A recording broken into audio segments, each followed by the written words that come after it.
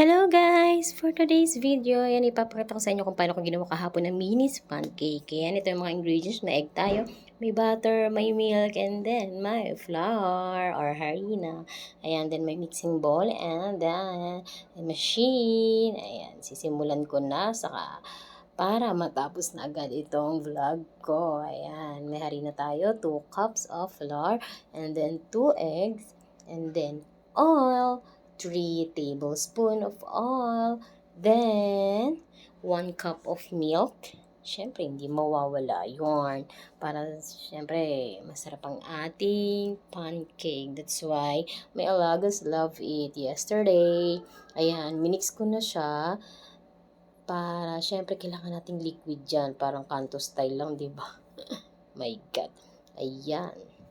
Mix mo siya hanggang syempre maging liquid. Siguro alam niyo naman paano gumawa ng pancake. Napaka-basic yun sa inyo. Syempre, dati tinitinda yung tagpipiso, ganyan. Uso sa atin sa Pilipinas. Dito kasi, white pancake lang. Hindi sila naglalagay ng color food or coloring food like that.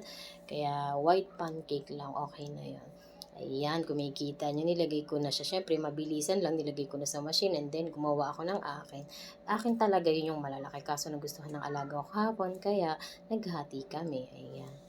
So, hihintayin lang natin siya mag-brownish or brown. Yan. Masasabi natin ready na siya. Ayan, charan, 'di ba? Luto na bigla, 'di ba? Syempre, binilisan ko lang tong video na to para matapos agad kasi ang hirap pag hawak-hawak mo yung cellphone. Wala akong phone handler, phone.